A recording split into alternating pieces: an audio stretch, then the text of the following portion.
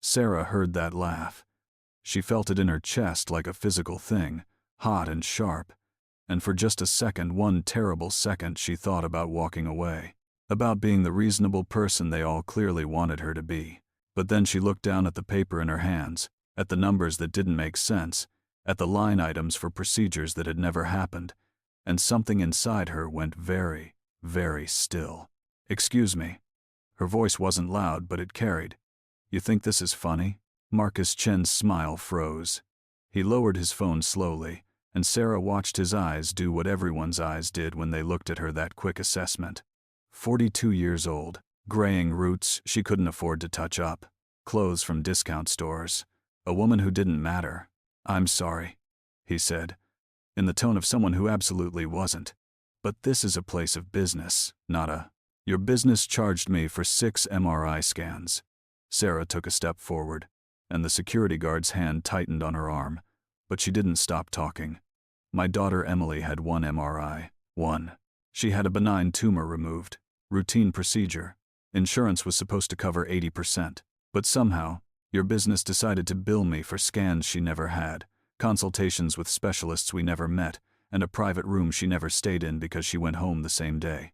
The receptionist had stopped typing. The waiting room had gone quiet in that terrible way spaces do when everyone's pretending not to listen while hanging on every word. Marcus's expression didn't change. "I'm sure there's been a mistake. If you'd follow proper channels, I've followed your channels." Sarah's voice was rising now, months of frustration bleeding through. "I've called, I've emailed, I've sent certified letters, I've talked to 6 different people in your billing department. And you know what they all said? They said they'd look into it and get back to me. That was 6 months ago. And now I'm getting letters from collection agencies threatening to take my house, the house where my daughter is recovering, over charges that are fraudulent. That's a serious accusation." Marcus's voice had gone cold, professional, the kind of cold that came with lawyers and legal departments. "I suggest you be very careful about what you say in a public space." "Is that a threat?" "It's advice. From someone who understands how defamation law works." Sarah felt something crack inside her, not breaking. Exactly, but shifting. Like a door she'd kept locked for a very long time suddenly swinging open. "You want to talk about law?" She reached into her jacket pocket, and the security guard actually moved like she might pull out a weapon, which would have been funny if everything wasn't so horrible. She pulled out her phone instead. "I've documented everything. Every call, every date, every person I spoke to. I've got $47,000 in fraudulent charges. And you know what? I spent last night going through every single line item. I cross-referenced it with my daughter's medical records. Nothing matches. Not one thing." "Ma'am," the receptionist started. "No," Sarah cut her off. "You don't get to ma'am me anymore. I came here today because I'm done being polite. I'm done being patient. I want to see my actual bill, the real one. Not whatever fantasy document your system generated, and I want to speak to whoever's in charge of your billing department." Marcus Chen checked his watch. Actually checked his watch. Like her entire world collapsing was an inconvenience in his schedule. "I don't handle individual billing complaints," he said. "That's not how a hospital system of this size operates." "Then what do you handle?" "I handle making sure this institution runs efficiently and provides quality care." "Quality care?" Sarah's laugh was sharp enough to cut. "You're charging people for services they never received. That's not quality care. That's fraud." His eyes went flat. "You need to leave now." "Or what?" "You'll have me arrested for asking questions about my own medical bill. If necessary." The security guard's grip tightened, and Sarah felt the reality of the situation settling over her like cold water.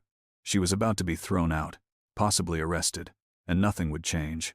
This man would go back to his corner office, and she'd go back to dodging calls from debt collectors, and Emily would keep asking why they couldn't afford the physical therapy the doctor recommended. But then something happened that changed everything. The elevator doors behind Marcus opened, and an older woman stepped out, silver hair, sharp suit, the kind of presence that made people straighten their spines without knowing why. She took one look at the scene in the lobby, and her expression went very carefully neutral. "Marcus." Her voice was quiet. "What's going on?" "Nothing that concerns the board, Catherine. Just a disgruntled patient making accusations she can't substantiate." Catherine's eyes moved from Marcus to Sarah, and something in her gaze sharpened. What kind of accusations? Sarah didn't hesitate. Billing fraud. $47,000 in charges for procedures my daughter never received. She's being dramatic, Marcus said quickly. It's probably just a clerical error. Then it should be easy to verify. Catherine's voice had gone very quiet, very dangerous. Shouldn't it? The lobby was dead silent now. Even the receptionist had frozen, her hand hovering over her keyboard. Marcus's jaw tightened. Catherine, this isn't the time or place. Show me the bill. It wasn't a request. Sarah held out the paper with shaking hands, and Catherine crossed the space between them in 4 precise steps. She took the invoice, her eyes scanning it with the speed of someone who knew exactly what she was looking at. Her face went white. Marcus. She looked up slowly. This bill has your authorization code on it. The temperature in the room dropped 20 degrees. That's impossible, Marcus said, but his voice had lost its certainty. I don't personally authorize individual bills. Your code, your signature. Catherine's voice was ice. 6 phantom MRI scans. Consultations with specialists who don't work at this hospital. Charges for equipment our facility doesn't even have. She looked at Sarah. How many calls did you say you made? 17. Starting 6 months ago. Catherine's expression went from cold to absolutely glacial, and every single one went unanswered. Catherine. Marcus started. My office, now. She turned to the security guard. Let her go. Then to Sarah. Ma'am, I'm Catherine Walsh, chair of the hospital board. I'm going to need you to come with me. Bring everything you have, every document, every record, every piece of correspondence. Sarah's heart was hammering so hard she could barely breathe. I don't understand. You just exposed something we've been trying to find for 8 months. Catherine's smile was sharp and terrible. And I think Mr. Chen just realized his career is over. Marcus had gone the color of old snow.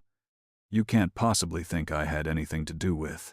Your authorization code, Marcus, your signature, on fraudulent bills that a single mother caught because she actually bothered to read the paperwork. Catherine's voice could have frozen water. So either you're incompetent enough to let your credentials be stolen, or you're complicit in systematic billing fraud. Either way, you're done. The elevator doors were still open. Catherine gestured to Sarah. Coming? Sarah looked at Marcus Chen, at the billionaire boss who'd laughed at her 5 minutes ago and was now standing in his hospital lobby watching his entire world collapse, and she felt something shift in her chest. Not triumph. Exactly. Something quieter than that. Something that felt like the first full breath she'd taken in months. Yeah, she said. I'm coming. The elevator doors closed on Marcus's shocked face, and Sarah Mitchell realized that sometimes the scariest thing you can do is refuse to disappear when powerful people want you to. The elevator climbed in silence, and Sarah's hands wouldn't stop shaking. Catherine Walsh stood perfectly still beside her, reading through the documents Sarah had handed over with the kind of focus that made the air feel thin. These dates, Catherine said finally. Your daughter's surgery was February 15th? Yes.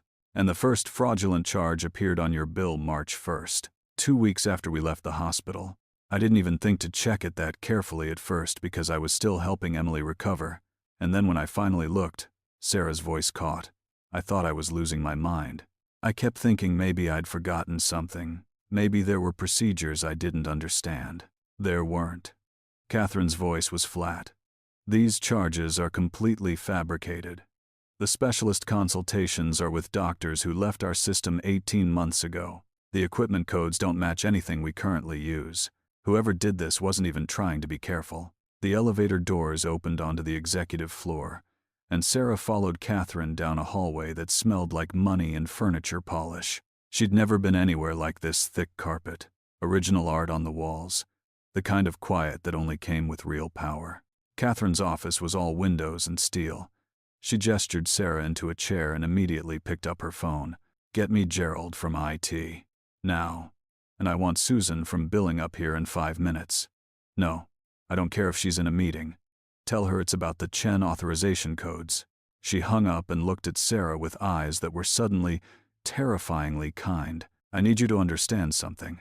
What you just did downstairs, most people would have given up after the 3rd phone call. They would have paid the bill, even though it was wrong, because fighting the system is exhausting and expensive and usually pointless. I couldn't.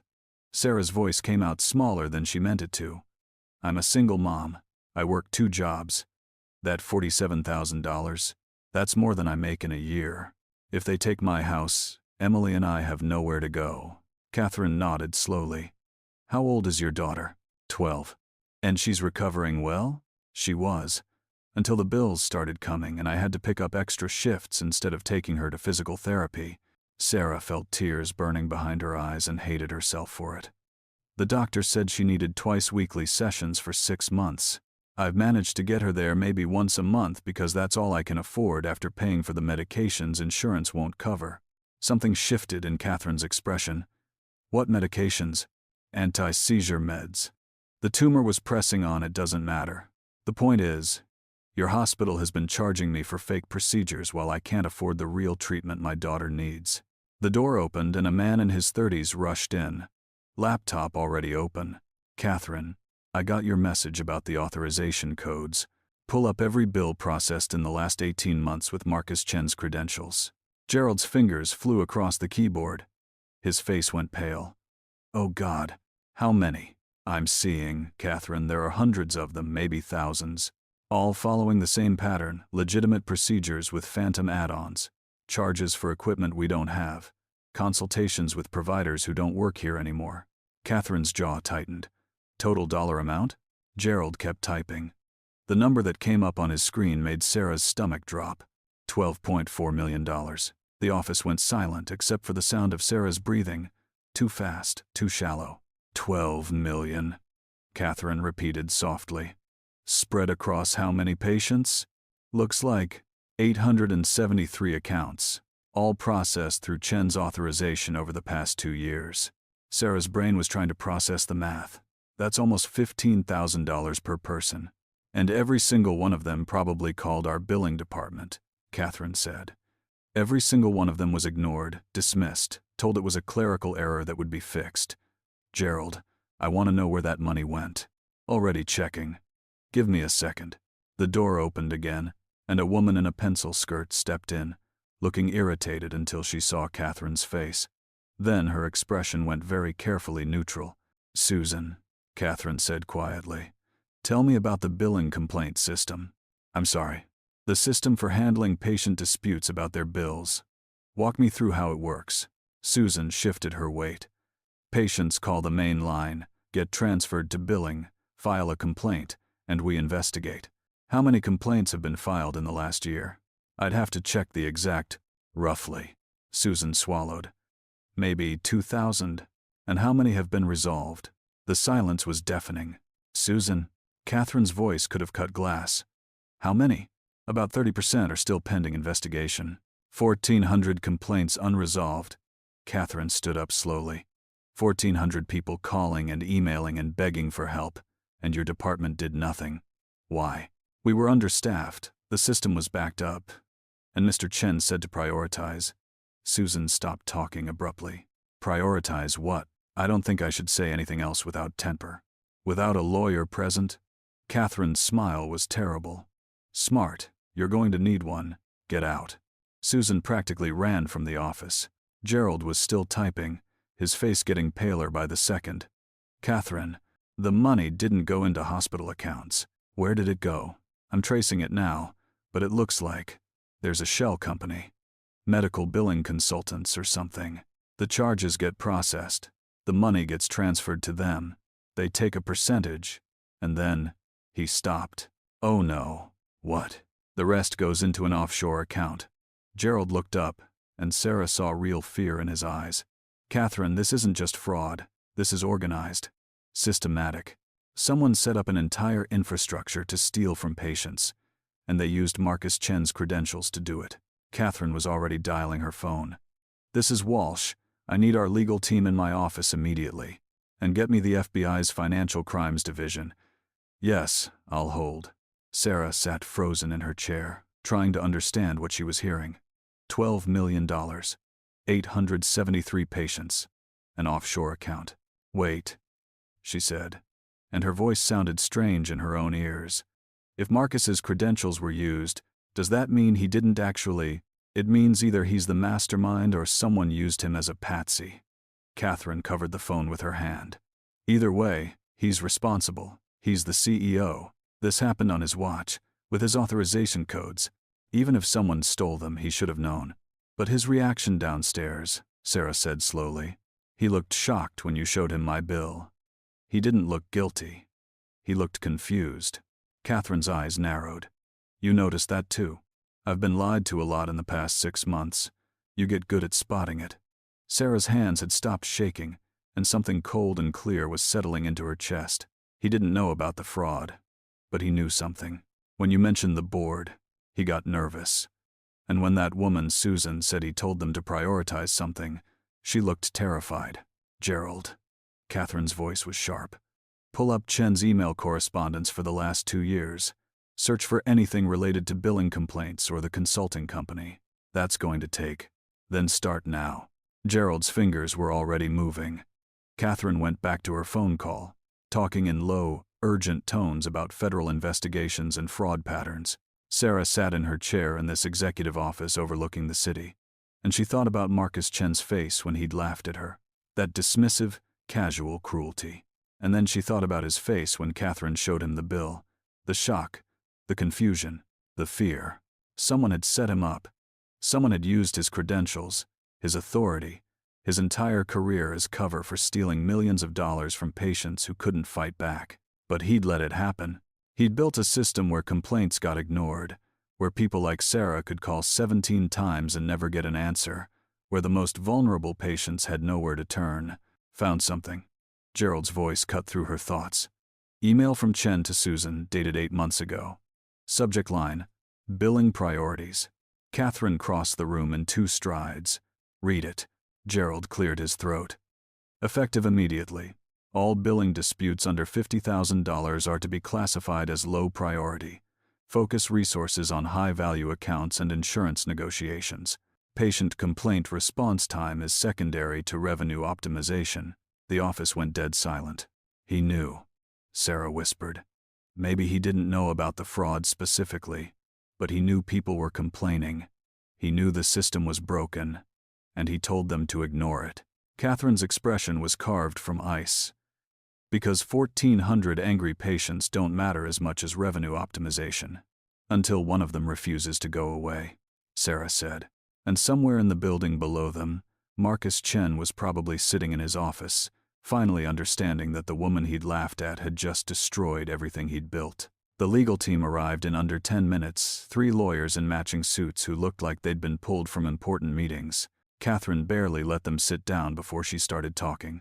We have systematic billing fraud spanning 2 years, $12 million stolen from patients, and evidence that our CEO deliberately suppressed complaint investigations. I want every document secured, every email preserved, and I want Marcus Chen's access to hospital systems revoked immediately. The lead attorney, a woman named Patricia, was already typing on her tablet. Catherine, if we're alleging fraud at the executive level, we need to be absolutely certain. I am certain. Catherine gestured to Gerald's laptop. Show them. While Gerald walked the lawyers through the evidence, Sarah's phone buzzed. Emily, calling from school. Mom, are you okay? You said you'd only be gone an hour. Sarah checked the time and felt her heart drop. She'd been here for almost 3 hours. Emily would be getting out of school in 40 minutes, and Sarah was supposed to pick her up because the bus route didn't go near their new apartment. Sweetie, I'm so sorry. Something came up at the hospital, but I promise I'll... Is it about the bills? Emily's voice got very small. Did they say we have to pay? Sarah looked at Catherine, at the lawyers, at Gerald, still pulling up screen after screen of evidence. Actually, I think the bills are about to go away, but I'm going to be a little late. Can you wait in the library? Mom, I have physical therapy at 4. We can't miss another session, please. The desperation in her daughter's voice was a knife in Sarah's chest. I know, baby. I'll be there. I promise. She hung up and stood. I have to go. Catherine looked up sharply. We need you here. The FBI is on their way, and they're going to want to interview you as the complainant who broke this open. My daughter gets out of school in 40 minutes, and she has physical therapy that I've already rescheduled twice because I was working extra shifts to pay the fraudulent bills your hospital charged me." Sarah's voice was steady, but something in her chest felt like it was cracking. "So unless you're planning to arrest me, I'm leaving." Patricia stood up. "Mrs. Mitchell, I understand your frustration, but this is a federal investigation. If you leave now, then you'll know where to find me. I'm not hard to track down. I'm the woman who's been calling your billing department for 6 months." She was halfway to the door when Catherine's voice stopped her. "What if I told you we could make this right?" Sarah turned slowly. "Make what right?" "All of it. The fraudulent charges erased. The real treatment for Emily covered completely. Physical therapy twice a week for as long as she needs it." Catherine's expression was unreadable. "And a settlement for what you've been through." "I don't want a settlement. I want answers." Sarah felt something hot building behind her eyes. "I want to know why your system failed 873 people. I want to know why no one listened when we called for help. I want to know how many other families are sitting in their houses right now, terrified they're going to lose everything because your hospital decided that revenue optimization was more important than human beings." The room went very quiet. "I can help you get those answers," Catherine said. "But I need you to stay. I need you to tell your story to the FBI, to testify if this goes to trial, to be the face of what happened here. These kinds of cases, they're about numbers and evidence and legal precedents, but you make it real. You make it matter." "I make it matter?" Sarah's laugh was sharp. "I've been mattering for 6 months, and nobody cared until I made a scene in your lobby." "You're right." Catherine's voice was quiet. "And I'm sorry. I've been chair of this board for 3 years, and I should have known. I should have been paying attention to the complaint data, asking why resolution rates were dropping, demanding better oversight. I didn't. And that's on me." Sarah wanted to stay angry. Anger was easier than the exhaustion that was trying to pull her under. But there was something in Catherine's face, something raw and honest that made it harder to hold on to. "My daughter needs me," Sarah said finally. "I know. And if you need to go, go." "But Sarah," Catherine crossed the room and handed her a business card. "That's my personal cell. Call me tonight, because what we uncovered today, it's bigger than your bill. Someone built an entire system to steal from vulnerable patients, and they're still out there. Maybe it was Marcus. Maybe it was someone else using him as cover. Either way, they're going to lawyer up and try to make this disappear. And the only thing that stops that is people like you refusing to stay quiet." Sarah took the card. Her hands were shaking again. "You're asking me to relive the worst 6 months of my life in front of federal agents and lawyers and probably the media. You're asking me to put myself and my daughter through all of that. I'm asking you to help make sure it doesn't happen to anyone else." The door burst open and a man in an FBI windbreaker strode in, followed by 2 agents. "Catherine Walsh. I'm Special Agent Morrison. We got your call about the healthcare fraud investigation." Catherine didn't take her eyes off Sarah. "This is Sarah Mitchell. She's the patient who discovered the fraud pattern. She was just leaving, but I'm hoping she'll agree to stay for preliminary questioning." Morrison looked at Sarah with the kind of assessment that made her feel simultaneously invisible and completely exposed. "Mrs. Mitchell, I understand you have documentation of fraudulent billing." "I have everything. Dates, amounts, call logs, email correspondence. 6 months' worth." Sarah's voice was steady, but her heart was hammering. "But I need to pick up my daughter from school in 35 minutes. "I can have an agent drive you," Morrison said immediately. "We can conduct the interview in transit, get your initial statement, and schedule a full deposition for later this week. Would that work?" Sarah looked at Catherine, at the lawyers, at Gerald still sitting at his computer with his face pale and his fingers frozen over the keyboard. She thought about Marcus Chen downstairs, probably calling his own lawyers right now. She thought about 873 other families drowning in fraudulent debt. And then she thought about Emily waiting in the school library, hoping her mom would make it to physical therapy this time. "Okay," Sarah said. "But we leave in 5 minutes." Morrison nodded and immediately started barking orders into his radio. Catherine touched Sarah's arm gently. "Thank you. Don't thank me yet. You don't know what this is going to cost. Neither do you. But you're doing it anyway." Sarah was about to respond when Gerald made a strangled sound from across the room. Everyone turned. "I found the bank account," he said, and his voice was shaking. The offshore account where the money's been going. And? Catherine demanded. It's not Marcus's name on it. Gerald looked up, and there was something like horror in his eyes. It's his wife's, Julia Chen. And there's more.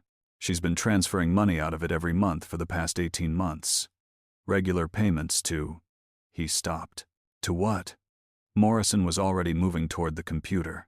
To a private medical facility in Switzerland.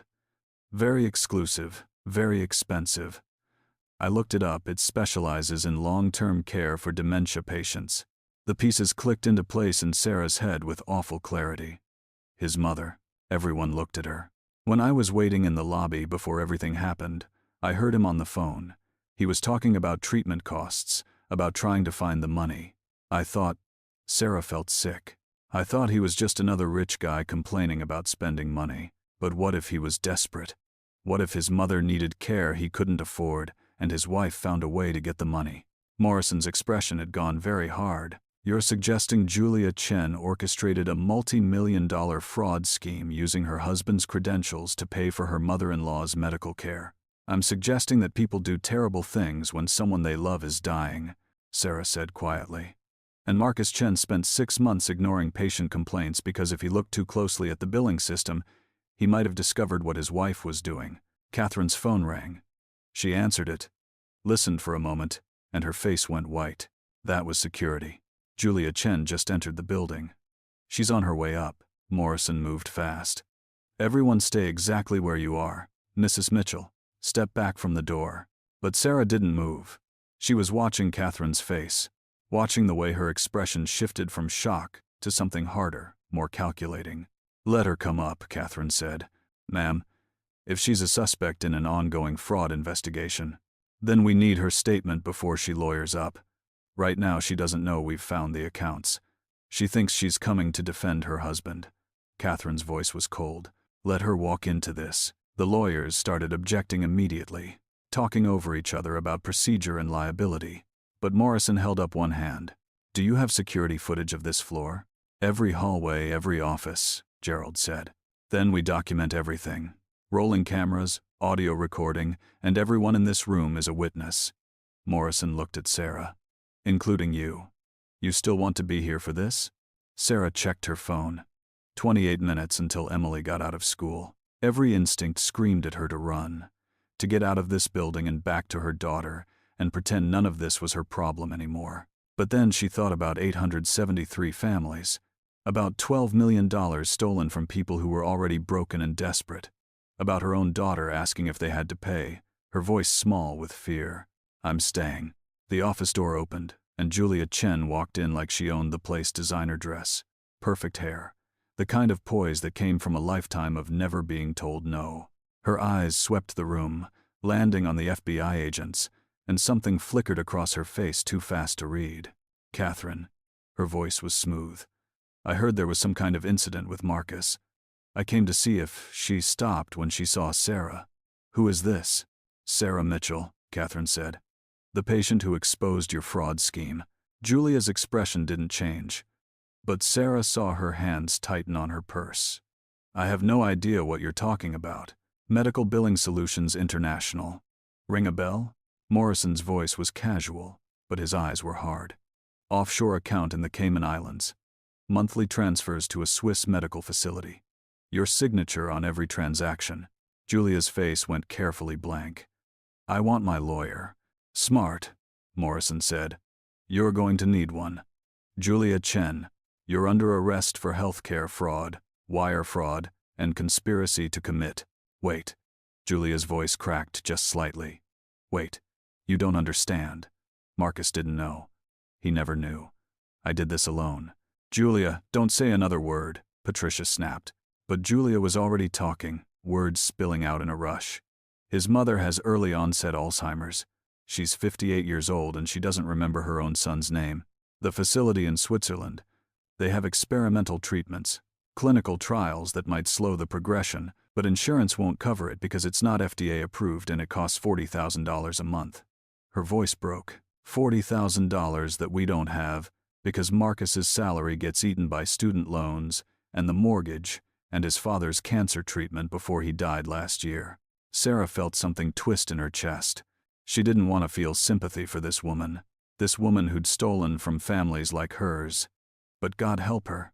She understood desperation. "So you decided to steal from patients," Morrison said flatly. "I decided to take from people who could afford it." Julia's eyes were bright with tears. "The system adds unnecessary charges all the time, everyone knows that. I just redirected some of that money to where it was actually needed. To save a woman's life. By destroying 800 other lives." Sarah's voice cut through the room like a blade. "You think we could afford it? You think any of us could afford thousands of dollars in fake charges?" Julia looked at her for the first time. Really looked at her. "I screened the accounts. I only targeted people with good insurance. People who wouldn't. Wouldn't what? Notice? Fight back?" Sarah's laugh was bitter. "I have insurance. It covers 80% of legitimate charges. But you added so many fake procedures that my 20% copay became $47,000. That's more than I make in a year working 2 jobs. And when I called to question it, your husband's system made sure no one would listen. I didn't know Marcus had suppressed the complaints." Julia's voice was getting smaller. "I swear I didn't know he was protecting you." Catherine's voice was ice. "Oh, he knew. Maybe not at first. Maybe not when you started. But 8 months ago, when complaints started piling up, when patients wouldn't stop calling, he made a choice. He told his billing department to ignore anyone disputing charges under $50,000.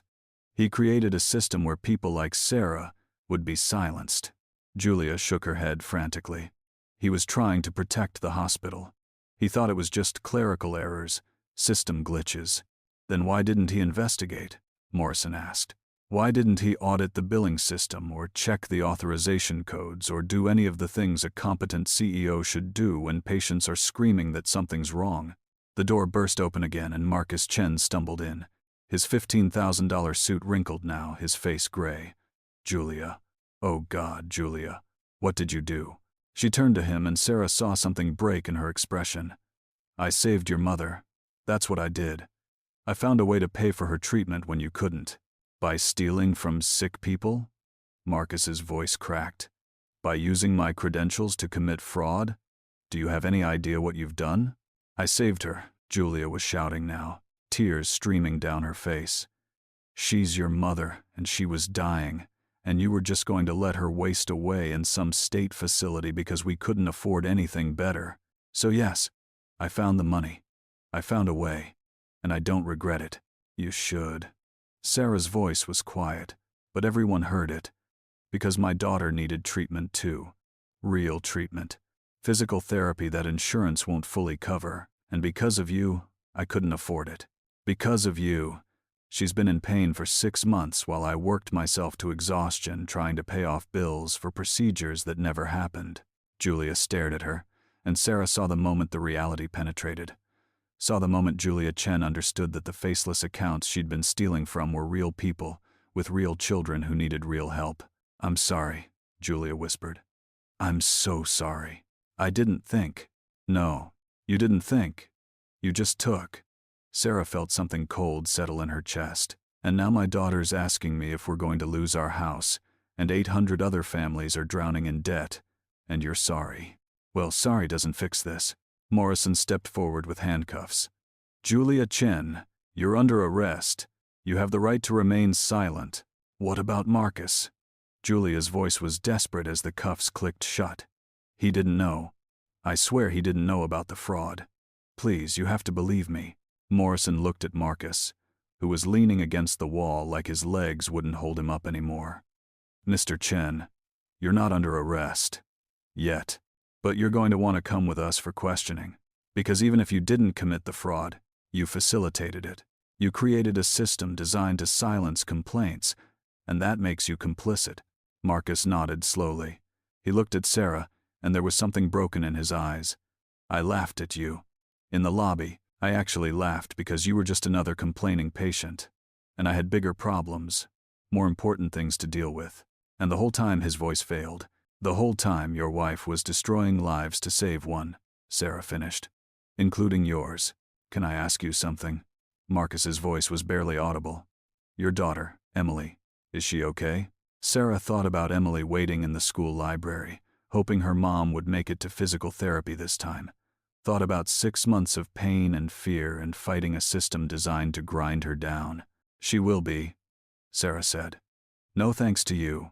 Morrison was leading Julia toward the door when she suddenly stopped, turning back to Sarah with desperate eyes. The money's still there, most of it, in the accounts. Make them give it back. Make them use it to fix what I broke. Please.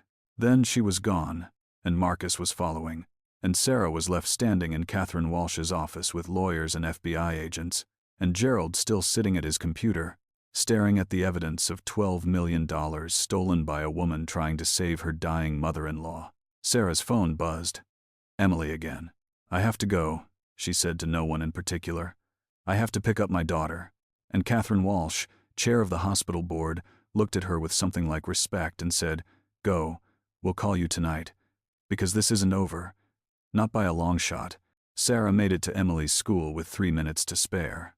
Her daughter was waiting on the front steps, backpack clutched to her chest, and the relief on her face when she saw Sarah's car made everything that had happened in the past 4 hours feel both impossible and absolutely necessary.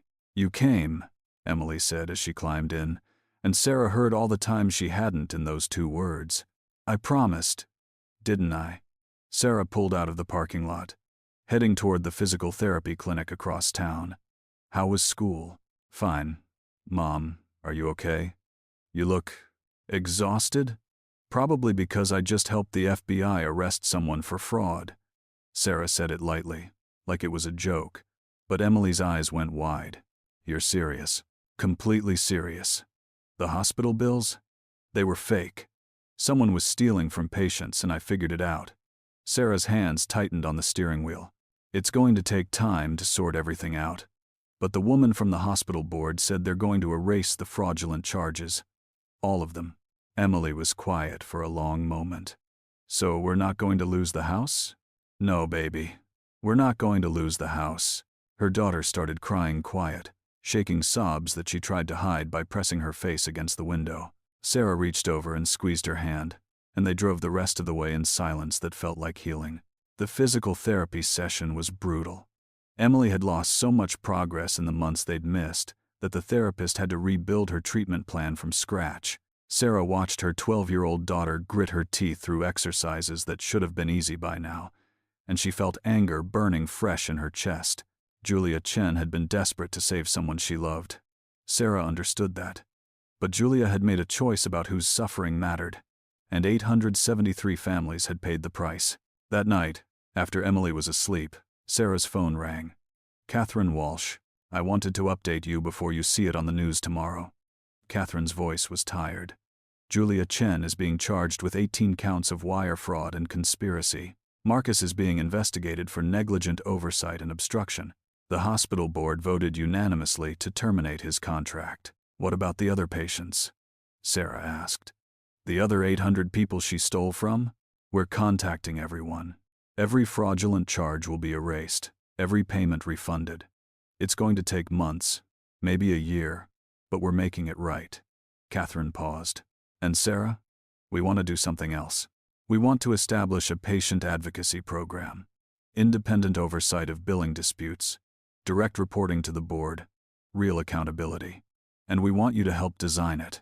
Sarah almost laughed. I'm not qualified for that. You're the most qualified person I know. You fought for 6 months when everyone told you to give up. You caught fraud that our entire system missed, and you did it while working 2 jobs and caring for a sick daughter. Catherine's voice softened. We're offering you a consulting position, part-time, flexible hours, competitive salary. You'd work with our legal team and patient services to build something that actually protects people. Interested? Sarah looked at the stack of medical bills on her kitchen table, the bills that would finally be marked, paid, and forgotten. She thought about every phone call that went unanswered, every email ignored, every desperate patient who gave up because the system was designed to make them disappear. I'm interested, she said, but I have conditions. Name them. The program reports directly to the board, not hospital administration. Every complaint gets investigated within 48 hours. And any pattern of billing irregularities triggers an automatic audit, no exceptions, regardless of who's involved. Done. Anything else? Sarah took a breath. Emily's physical therapy needs to be covered completely. Not 80%. 100%. For as long as she needs it. Already handled. I had our insurance coordinator flag her account this afternoon. Full coverage, no copays, no questions asked. It's the least we can do. Something in Sarah's chest finally unclenched. When do I start? Monday, if you're ready. We have 800 people waiting to hear that someone's finally listening. They talked for another 20 minutes about logistics and timelines, and when Sarah finally hung up, she felt something she hadn't felt in months. Not quite hope. Not yet. But maybe the beginning of it. 3 weeks later, Sarah stood in a conference room with 47 other patients who'd been defrauded. Some of them were crying. Some were angry. All of them had the same exhausted, worn-down look she'd seen in her own mirror for 6 months. Catherine was there, and Gerald, and a new interim CEO who actually seemed to understand that patients were people, not revenue streams. They walked everyone through the recovery process, the timeline for refunds, the new oversight protocols that would prevent this from ever happening again. And then Catherine asked Sarah to speak. Sarah stood up, her hands shaking just like they had that first day in the hospital lobby when she'd refused to leave until someone listened. She looked at these 47 people and through them, at the 800 others who couldn't be here today, and she told them the truth. I'm not going to stand here and tell you that what happened was okay, or that it's enough for the hospital to say they're sorry. It's not okay. It's not enough. Julia Chen stole from us because she was desperate, and Marcus Chen let it happen because stopping it would have been inconvenient. And we're the ones who paid. She saw heads nodding, saw recognition in tired eyes. But here's what I learned fighting this for 6 months. They counted on us being too exhausted to fight back, too scared, too convinced that we didn't matter. And the only reason we're standing in this room today, the only reason we won, is because I refused to believe them. Her voice was steady now, stronger. So I'm going to make you a promise. Every single one of you has my direct number. If you call with a problem, I will answer. If you have a dispute, I will investigate it. If someone tries to silence you, I will make noise until everyone listens. Because I've been where you are, and I know what it costs to keep fighting when the system wants you to disappear. Someone in the back started clapping. Then another person. Then all of them. And Sarah felt tears burning behind her eyes because this moment right here, this was what winning actually looked like. After the meeting, a woman in her 60s approached Sarah. My granddaughter needed surgery last year. The bills almost broke us. I called, and no one ever called back. I thought I was losing my mind. You weren't, Sarah said firmly. The system was broken, and you deserved better. The woman hugged her, fierce and desperate, and Sarah hugged her back. That night, Emily asked about the meeting. Sarah told her everything about the other families, about the new position, about building something that would protect people the way they should have been protected from the start. Are you scared? Emily asked. Sarah thought about Marcus Chen's laugh in the hospital lobby, about Julia Chen crying as the handcuffs clicked shut, about 800 families who'd been drowning in debt because someone decided their suffering didn't matter as much as saving one life. No, she said honestly. I'm not scared anymore, because I learned something important these past few months. The scariest thing you can be to people who want you to disappear is someone who refuses to go away. 6 months after that day in the hospital lobby, Sarah Mitchell sat at her new desk in the patient advocacy office. Her direct line rang constantly, people with billing questions, dispute claims, complaints that needed investigation. Every single call got answered. Every single complaint got heard. And on her wall, right where she could see it every morning, she'd framed the original fraudulent bill that had started everything. $47,000 in charges for procedures that never happened. A reminder that one person refusing to accept injustice could crack open an entire system of corruption. Emily was back in physical therapy twice a week. The debt collectors had stopped calling. The house was safe. And every day, Sarah showed up to work and made sure that what happened to her family would never happen to anyone else.